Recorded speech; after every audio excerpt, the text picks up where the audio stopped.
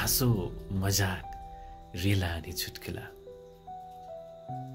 धेरै गरियो, सायद जरुरी छ नि जीवनमा। तर आज दिन धुम्बिएको छ, अविरल पानी परिरहेको छ। आओ आम्ने सामने बसौं,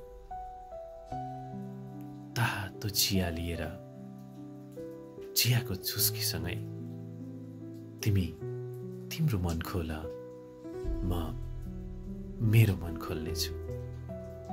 तिमी मेरो भाषा बोल, म तिम्रो भाषा बोल्नेछु। आज गहिरा कुरा गरौँ। आज तिमीले चिन्दै नचिनेको मलाई चिन, म चिन्दै नचिनेको तिमीलाई चिन्ने कोसिस गर्नेछु। दिन धुम्मिएको छ, पानी अविरल परेको छ।